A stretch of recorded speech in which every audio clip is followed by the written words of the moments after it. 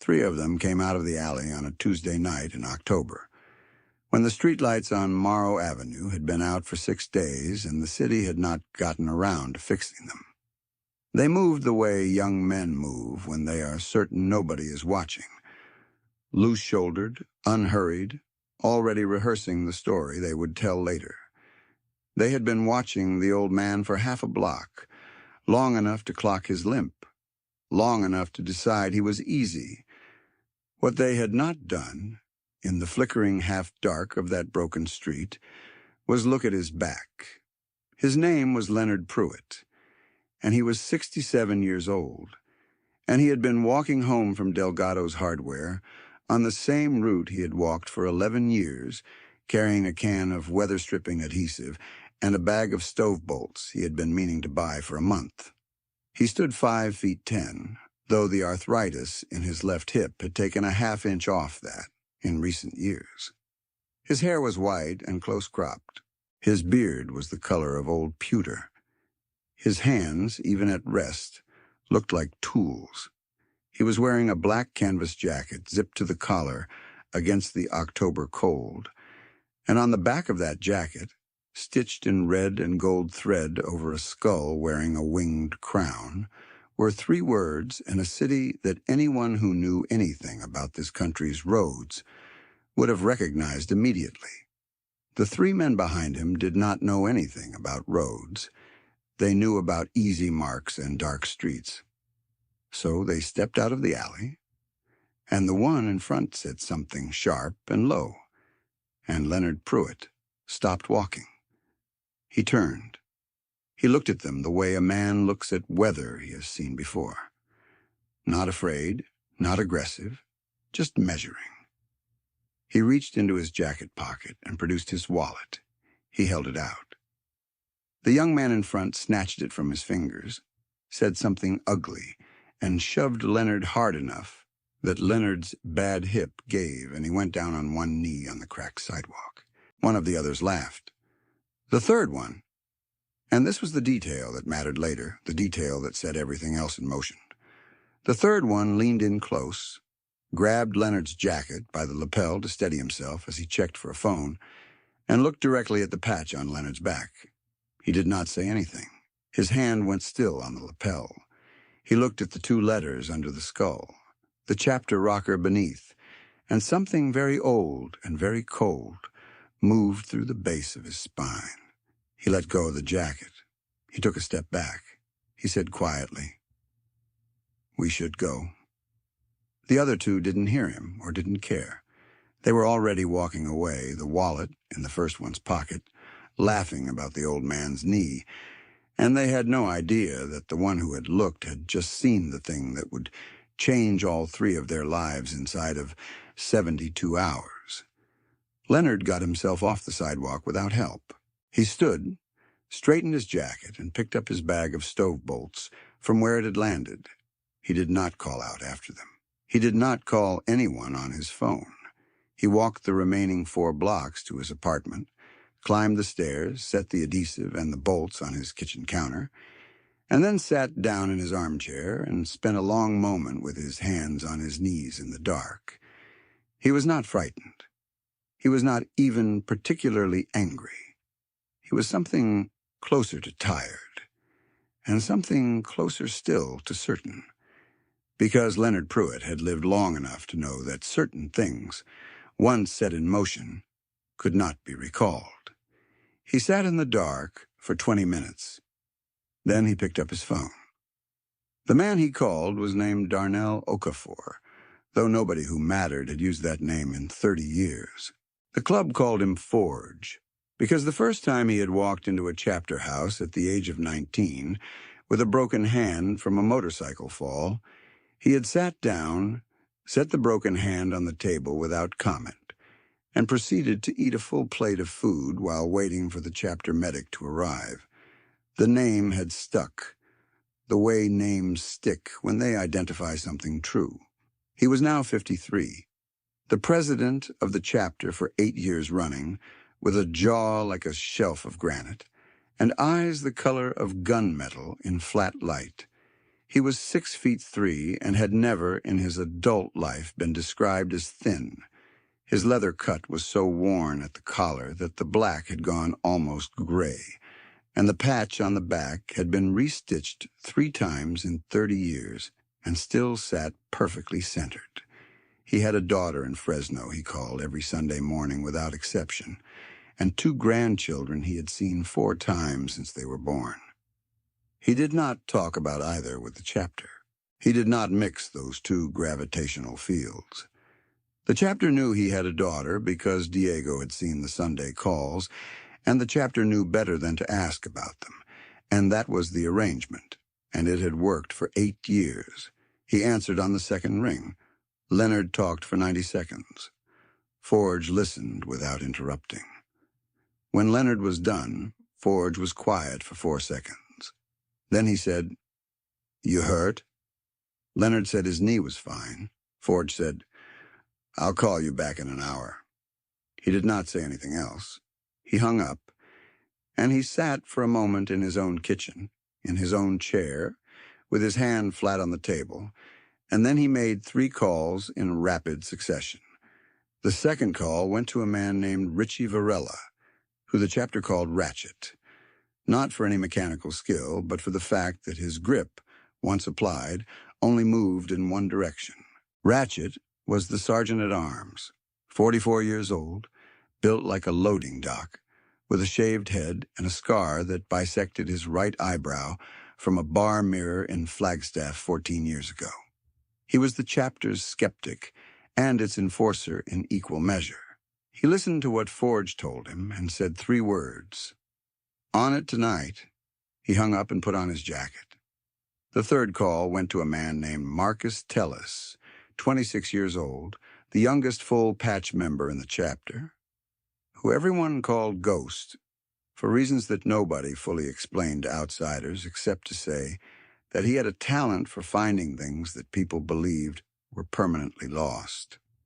Marcus ran his operation from a converted storage room behind the chapter's auto shop on Keene Street, and his operation consisted of 2 laptops, an external drive array, and a brain that processed information the way a drain processes water. Everything eventually went through it, and nothing stopped moving. The room had no window. It had a cot in the corner that Marcus used intermittently, and a mini refrigerator stocked exclusively with energy drinks and leftover takeout containers that accumulated until someone whose job was not to have an opinion about it cleared them out. Marcus slept when he had finished and not before. He listened to 30 seconds of the situation and said, "Give me the block and the approximate time." Forge gave him both. Marcus said, "I'll have names by morning." Forge said, "Have them by midnight." At 10:58 that night, Marcus had 2 of the 3. By 1 in the morning, he had all 3. 3 young men, ages 19, 21, and 22, living within a 6-block radius of the incident. The 19-year-old, whose name was Devin Cass, had a prior for possession and 1 dismissed charge for a fight outside a convenience store. The 21-year-old Troy Mensa was currently on probation for a theft charge from the previous spring. The 22-year-old Andre Cass, Devin's older brother, had 2 priors for assault and was due for a probation check in 3 weeks. Marcus printed nothing. He sent an encrypted message to Forge's phone with 3 names, 3 addresses, and 3 photographs pulled from public social media accounts. Then he went back to his other work, because there was always other work. What happened next did not happen that night, and it did not happen with any noise or fury. That was the thing about the chapter that the world outside consistently failed to understand. The movies had it wrong. The noise came later, if it came at all, and it was rarely the kind of noise anyone expected. What came first was information. And what came after information was patience. And what came after patience was a particular quality of arrival that changed the temperature of every room it entered. Forge drove to Leonard's apartment the following morning with two other members and sat at Leonard's kitchen table for 45 minutes, drinking the coffee Leonard made, saying very little. He looked at Leonard's knee, which had stiffened overnight and was bruised deep purple at the cap. He asked 3 questions about the incident: the exact words, the direction they walked afterward, whether any of them had touched the patch specifically. Leonard answered each question in the same clipped, careful way he answered everything. On the 3rd question, Forge went still for a moment, then nodded once as if something had been confirmed. When he stood to leave, he put his hand briefly on Leonard's shoulder, just once, and Leonard understood what that meant because he had been in proximity to this world long enough to understand its gestures, even if he had never fully inhabited it. Leonard Pruitt was not a member of the club. He was what the chapter called a friend of the house, which was a category that had no formal designation, but carried more actual weight than most people who encountered the term understood. 11 years earlier, he had been a maintenance supervisor at the garage where the chapter kept 3 of its bikes.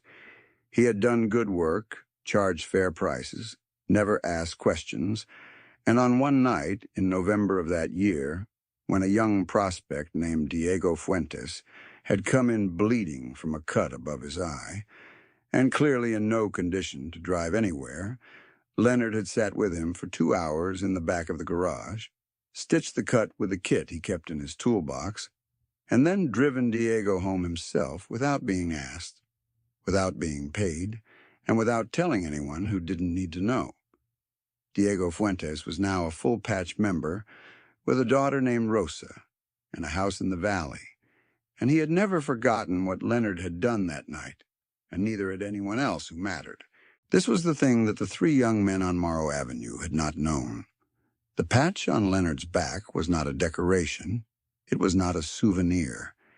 It was a declaration, placed there 11 years ago at a small ceremony in the back room of the chapter house when Forge had handed Leonard the jacket himself and said, in the simplest terms, that Leonard was under the chapter's protection for as long as he lived. It was not a common thing. It was not a thing that happened to people the club merely liked. It was a thing that happened to people the club considered permanently owed. The 3 young men did not know any of this on Tuesday night. By Wednesday afternoon, 2 of them were beginning to feel something wrong in the air without knowing why. By Thursday morning, Andre Cass understood enough to be frightened. It was Ratchet who went first, not to any of the 3 young men, but to their respective mothers. This was the chapter's method, with situations involving young men who were not yet deep enough into actual criminality to be unreachable. Ratchet drove to each address alone, in a truck that was nondescript enough to park anywhere without drawing attention, and he arrived at each door at a time chosen to be inconvenient for excuses. Mid-morning, when the young men would not be home, when a mother would be alone with the door and the day. He knocked on each door, and when a woman answered, he took off his sunglasses and held them in one hand and spoke in a voice that was absolutely level and absolutely clear. He was aware in each of these 3 conversations of what his appearance communicated before a single word was said. He was also aware that a mother, hearing what he was about to say, would process it through a particular kind of fear that was not the same as the fear a stranger's knock produced. He was careful in each conversation to let that distinction become visible early. He was not there to frighten a mother. He was there to give her son the use of her voice and her authority for 24 hours, which was a resource he was not able to deploy on his own. He did not threaten. He stated facts. He told each mother that her son had done something 3 nights ago that had brought consequences the son did not yet comprehend. He told each mother that the chapter was extending a courtesy a 24-hour window in which the son could present himself at a particular address and make a certain kind of accounting. He told each mother that after that window, the chapter's choices about how to handle the situation would no longer be within her son's ability to influence. He left a card with an address and a time. He put his sunglasses back on. He drove away. 2 of the 3 mothers called their sons within 10 minutes of Ratchet leaving. Devin Cass was the first to arrive at the chapter house on Keene Street at 4:17 in the afternoon, alone, walking with the particular stiff bravado of a 19-year-old who is terrified but cannot afford to show it. The street outside the chapter house was unremarkable. A stretch of industrial block with a chain-link fence, a row of bikes along the east wall, a steel door with no marking, except a small buzzer plate bolted to the brick at shoulder height. Devin stood in front of it for a moment longer than he needed to before pressing the buzzer. A man he had never seen opened it without a word and led him down a corridor that smelled of motor oil and old wood to a room with 4 chairs and a table. The walls were bare cinder block. The overhead light was a single fixture, no shade. There was nothing in the room that indicated softness of any kind. Ratchet was already there, sitting with his arms crossed, saying nothing. Devin sat in the chair across from him. He started to speak twice and stopped both times. Ratchet let him do that. He waited until the silence had done its work, until Devin's posture had changed from bravado to something closer to actual stillness. Then Ratchet said simply, "Tell me what happened." Devin told him. Ratchet listened. He did not interrupt. When Devin was done, Ratchet said, "You put a man on his knee, a man who earned more respect in the city before you were born than you will accumulate in your lifetime." Devin started to say something. Ratchet said, "You're going to be quiet now." Devin was quiet. Troy Mensa came in at 4:50. Andre Cass, the one who had looked at the patch, the one who had seen what he had seen and done nothing with that knowledge except try to quietly leave, came in at 5:10 and sat down in his chair, already holding his own hands in his lap, which told Ratchet something specific about what kind of person Andre was or was capable of becoming. Ratchet noted it without comment. Forge came in at 5:30, when all 3 were seated in the same room. He sat down at the head of the table and looked at each of them in turn. Not for a long time, just long enough. He put Leonard's wallet on the table between them. He had recovered it from Devin's dresser drawer that morning, a task that had taken Marcus 11 minutes of phone work and Ratchet approximately 4 minutes of knocking on doors. The wallet sat between them and nobody touched it. Forge said, "You know who that belongs to." It was not a question. Devin and Troy looked at the table. Andre looked at Forge. Forge held Andre's gaze for a moment, then said, "You saw the patch?" Andre said quietly, "Yes." Forge said, "And you told your boys to walk?" Andre said, "Yes." Forge said nothing for a moment. Then he said, "That's the only reason this conversation exists." What came out of that conversation was not an act of punishment, not in the conventional sense, and it was not something that any court or social worker or civic program had managed to produce in the time these 3 young men had been moving toward the particular edge they had been moving toward. What came out of it was specific and practical and quietly devastating in the way that real consequences, delivered without theatrics, tend to be. Forge told Devin that he would spend the next 6 Saturdays at the auto shop on Keene, doing whatever work the shop needed done, without pay, and that his continued presence in the neighborhood without incident would be monitored. He told Troy that his probation officer would receive, through channels that Troy did not need to understand, a full and accurate account of Tuesday night's activities, along with the chapter's formal assessment that Troy had cooperated fully with the resolution process and the chapter's quiet recommendation that the officer consider that cooperation when making certain decisions. He told Andre that he would personally deliver Leonard's wallet and a formal apology to Leonard's door in person at a time of Leonard's choosing, and that Andre would walk away from that door understanding the exact nature of what he had nearly set in motion and why his choice in that alley had been the only decision in the whole sorry sequence that reflected credit on anyone involved. None of the three young men spoke.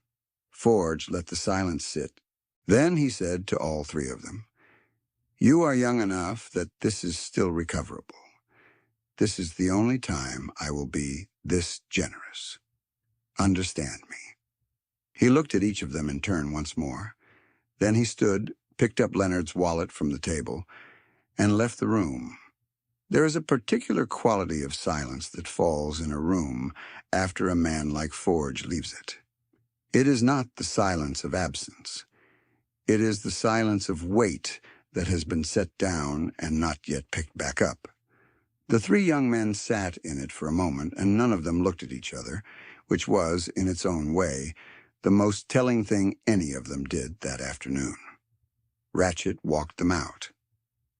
At the door, he paused with each of them for a moment, not speaking, just looking.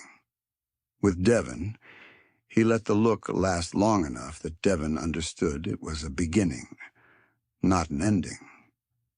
With Troy, he said one word, which was the word Saturday, meaning the probation check, meaning the window.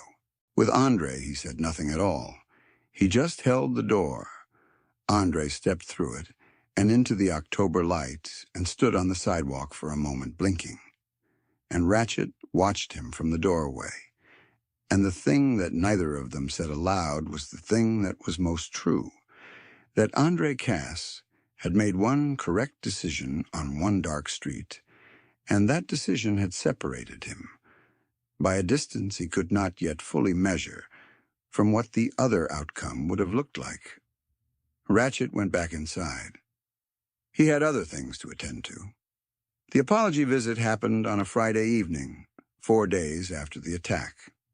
Leonard had agreed to it at a time and in a manner of his own choosing, which meant it happened at his apartment door at 7 in the evening, with Leonard standing in the doorway in his reading glasses and his house slippers, and the quiet, implacable authority of a man who had absolutely nothing left to prove to anyone. Andre Cass stood on the other side of the threshold, in a clean button-up shirt, holding Leonard's wallet in both hands the way you hold something you know you have no right to hold. He had clearly rehearsed what he wanted to say, and what came out of his mouth when he started was not quite the rehearsed version, which made it considerably more honest. He said that he was sorry. He said it without the hedge words that people usually stack around an apology to protect themselves. He said he understood that what they had done was not just wrong in the abstract, but specifically wrong, aimed at a specific person who had not deserved it, and that the particular wrongness of it was something he had been sitting with for 4 days and intended to sit with longer. He said that he had told his brother to walk, and he said that he was not proud that he had needed a specific reason to do so, that he wished he had been the kind of person who could have said stop for simpler reasons. He said he understood that Leonard might have no interest in any of this, and that was Leonard's right.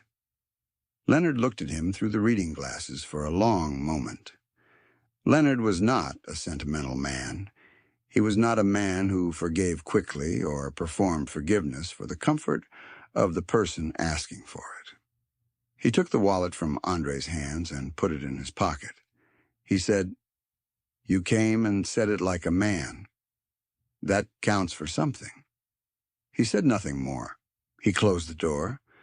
Andre stood on the landing for a moment, and then he walked down the stairs and out into the street, and the night air hit him. And something that had been lodged in his chest for 4 days shifted enough to let him breathe properly. Inside the apartment, Leonard set the wallet on his kitchen counter beside the can of weather-stripping adhesive, which he still had not opened. He sat down in his armchair. He was not thinking about the three young men, or about the chapter, or about justice in any of its forms. He was thinking about his left knee, which had stiffened again overnight and would need a different approach to the stairs in the morning. He was thinking about the stove bolts on the counter. He was thinking about the way the sky had looked on his walk home, the last of the autumn light going orange and low over the rooftops to the west, and how that particular color came only in October and was gone before you properly remembered it. But the story did not stop there, because stories of this kind rarely stop where the tidy version wants them to. The tidy version ends with the apology and the wallet returned and everyone made whole by procedure. The actual version had one more turn to make, and it turned on a Tuesday morning 3 weeks later, when a man named Gerald Fitch arrived at the chapter house on Keene Street in a silver sedan that cost more than the rent on the entire block, and knocked on the front door with the particular knock of a man who expects it to be opened immediately. Gerald Fitch was 48 years old, a real estate developer with 14 properties in the area bounded by Morrow Avenue to the north and the river to the south, a property portfolio that had been assembled over the past 9 years in ways that a thorough forensic accountant would have found interesting. He had a face like something that had been pressed flat under a heavy book, wide forehead, close-set eyes, a mouth that seemed to have difficulty resting in a neutral position. He wore a gray suit and no tie and carried a leather portfolio under his arm. He was on the city's Development Advisory Council. He was on 2 nonprofit boards. His photograph appeared on a civic calendar 2 years running, shaking hands with people who mattered in rooms where cameras were present. He was a man who had spent 2 decades cultivating the exact appearance of reasonableness, and he deployed that appearance the way other men deployed attorneys. The appearance of reasonableness had served him well in rooms with building inspectors, neighborhood association chairpeople, and the occasional journalist doing a profile on urban development done right. It had never yet failed him in a room where it was the only thing standing between him and a consequence he could not afford. He was also the landlord of the building on Morrow Avenue where the 3 young men had been living, and he had known for 11 days that the chapter was aware of the Tuesday night incident, and he had spent those 11 days performing calculations about what that awareness meant for certain other things he had done in certain buildings on certain streets in the area bounded by Morrow Avenue and the river. He had come to the chapter house to make an arrangement, which was how Gerald Fitch solved all problems that could not be solved by simply waiting for them to lose interest. Forge let him in. He did not offer coffee. He sat across from Gerald in the same room where the 3 young men had sat 3 weeks prior, and the room had not changed at all since then. Same cinder block, same single light fixture, same bare table. And it occurred to Gerald briefly that the room was designed to feel exactly like this. He dismissed the thought. He opened his portfolio. He listened to Gerald's opening with the patience of someone who has heard many versions of the same speech and retains them the way a mechanic retains the sound of engine trouble. Not for comfort, but for the information inside the pattern. Gerald's version involved the phrase community relationships 4 times and the phrase mutual benefit twice, and at no point came within shouting distance of saying what it was actually about, which was that Gerald Fitch had been depressing maintenance in his rental properties for years, had been collecting rents on uninhabitable units through a shell company, and had been doing so in a neighborhood that was largely populated by people who did not have the legal or financial resources to pursue him. Marcus had compiled a 47-page document on Gerald Fitch's portfolio activities over the previous 9 years, including photographs, payment records, shell company registration documents, and a detailed timeline of 5 specific properties in which maintenance that had been billed and paid for through the building accounts had never actually occurred. Marcus had not been asked to compile this document. He had begun it 12 days ago on his own initiative, because Marcus Telles understood how these things connected, and he had presented it to Forge 2 days before Gerald Fitch knocked on the door. Forge had read it once, and then set it in the folder. He had not discussed it with Marcus at length. He had simply said, "Good work," and Marcus had nodded and gone back to his room. Forge let Gerald finish his speech. He said nothing for a moment after Gerald stopped speaking. Then he opened the manila folder that had been sitting on the table in front of him, face down, throughout Gerald's entire presentation, and he turned it face up and slid it across the table. Gerald looked at the first page. His mouth changed. Forge watched him turn the second page, then the third. Forge said nothing. Gerald turned 5 more pages and then stopped. His hands were flat on the table.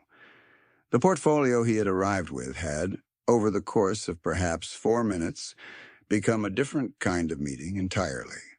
Forge said, "The man your tenants attacked is a friend of this house. That is the reason we are having this conversation instead of another conversation." He said it without heat, the way you state a fact of geography. Gerald said, "What do you want?" Forge said, "I want what you owe." Gerald said carefully, "To whom?" Forge said, "To the people in your buildings who paid rent on conditions that didn't exist and who couldn't afford a lawyer when the heat didn't come on." He said it the same way. Gerald was quiet. He was doing the calculations again, the ones he did in every situation. But the variables in this calculation were unfamiliar to him, and the results kept coming back in a shape he did not like. Forge said, "We're not going to be in this room together more than once. Whatever you decide today is what you decided." He closed the folder and set it back down and folded his hands on top of it. He waited. Gerald Fitch had, in his 48 years, been in rooms with city inspectors, rival developers, union representatives, and twice with people connected to organized crime, and in all of those rooms he had understood the terrain sufficiently to know where the exits were. In this room, sitting across from a man who had not raised his voice once, had not made a single explicit threat, had not deployed a single word of legal or procedural language, and who was simply waiting, Gerald Fitch discovered that he did not know where the exits were. The exits were behind Forge. They had always been behind Forge. Gerald was only now understanding that they had been behind Forge since the moment the door opened. What Gerald agreed to in that room over the following 35 minutes was specific and documented and signed with his name in a form that Marcus had prepared in advance, and which Forge produced from the same folder at the appropriate moment. What Gerald agreed to included a full accounting and remediation of 5 properties, a payment structure directed to a community development fund whose board was controlled by people who lived in the buildings in question, and a formal transfer of management responsibility for 3 additional properties to a property management firm that the chapter had vetted. There was also a separate, private agreement that existed only in Gerald's understanding of what the folder contained and what would happen to its contents if the formal agreements were not honored. This agreement required no signature because it did not need one. Gerald left through the same door he had entered, carrying his leather portfolio and wearing his gray suit, and he did not look like the same man who had knocked on the door 90 minutes earlier. He looked like a man who had been relieved of a significant portion of his mass. He got into his silver sedan and sat for a moment before starting it, and Ratchet watched from the window and then turned away because there was nothing more there worth watching. The following Thursday, Leonard Pruitt came to the shop on Keene Street.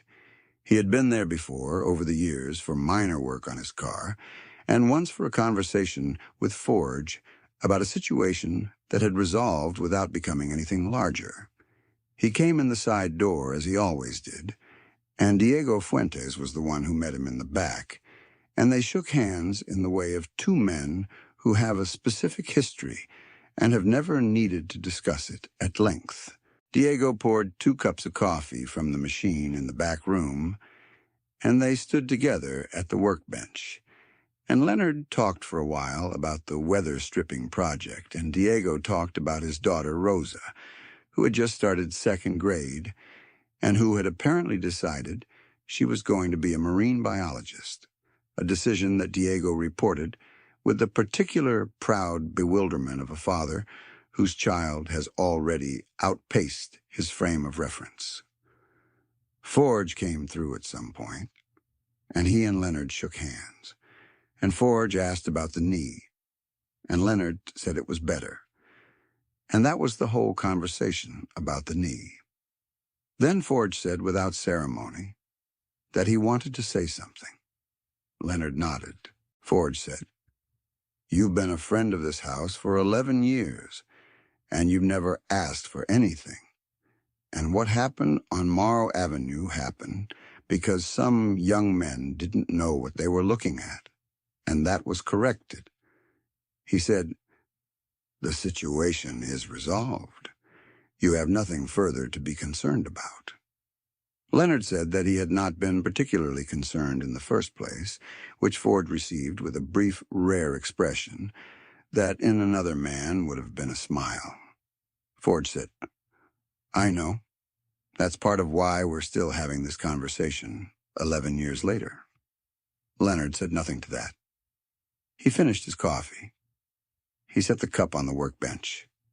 Marcus appeared in the doorway of the back room, the way Marcus appeared in most doorways, which was to say, suddenly and without preamble. He was carrying a tablet, but he was not looking at it. He was looking at Leonard with the direct, assessing gaze of someone who has spent a long time looking at data and has learned to read people with the same systematic attention. He said, "Mr. Pruitt." Leonard said, "Call me Leonard." Marcus considered this for a moment and then said, "Leonard, I want you to know the Fitch situation is documented and redundant. Copies are in 3 separate locations. If anything changes in the agreements over the next 10 or 24 months, the documentation moves." Leonard looked at him. Leonard said, "I don't need to know that." Marcus said, "I know, but the people in those buildings do, or they will eventually." Leonard was quiet for a moment. He said, "Good." Marcus nodded and went back through the door, and they heard the click of his keyboard beginning again. Diego refilled Leonard's coffee without asking, and Leonard accepted it. And they stood for another 20 minutes at that workbench talking about nothing that mattered particularly, which was exactly what they had always been best at. The shop smelled of motor oil and cold metal and the particular warm overlay of diesel that had soaked into every surface over decades of operation, and the fluorescent light overhead was the kind that buzzed faintly at a frequency most people filtered out within 90 seconds. And somewhere in the front of the shop, one of the prospects was playing music at a volume low enough to be more texture than noise. When Leonard left, he walked out through the same side door he had used to come in, and he stood on the sidewalk for a moment in the November air, which had gone cold and clear after a week of rain. And the street was quiet in the middle of the afternoon, and he could see 3 of the chapter's bikes parked in a line along the chain-link fence at the edge of the lot, chrome catching the pale light, patient and enormous and completely still. He stood there for a moment with the cold air in his lungs and his hands in his jacket pockets, and then he walked home. He climbed his stairs. He opened his door. He went to his kitchen counter and picked up the can of weather-stripping adhesive and took it to the hall closet where the door had been letting cold air through the bottom gap since last winter. He knelt down with some difficulty and some care for the knee, and he peeled the backing strip and pressed the seal into the gap at the base of the door. He pressed it flat with the heel of his hand, working from one end to the other, making sure it lay even. He sat back on his heels and checked it.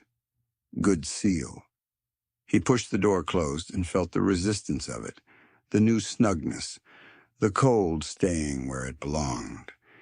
He collected the backing strips from the floor and carried them to the trash. He washed his hands at the kitchen sink. Through the window above the sink, the sky to the west had gone the same orange gold it went every November evening at that hour, the last of the light burning out over the rooftops before it gave up and went dark. He stood at the window for a moment, his wet hands on the edge of the sink, watching the color go. He was not thinking about Gerald Fitch. He was not thinking about the three young men. He was thinking about the door, which would hold now, and about the stove bolts he still had not gotten to, and about the particular freedom of being a man who had lived long enough that the world's threats had stopped being able to surprise him, who had people at his back who would never leave him on a sidewalk, and who had, at the end of an ordinary Thursday, the honest small satisfaction of a job correctly done. The orange faded to deep blue. The kitchen went quiet. Leonard dried his hands on the dish towel, and the city outside went on about its business, and there was nothing else to say. If this story stayed with you, if you felt something shift when that door closed and the seal held, share it with someone who needs to know that there are still people in this world who show up for the people who showed up for them. Like if it moved you, subscribe if you want more stories like this one. This world has more of them than you might think.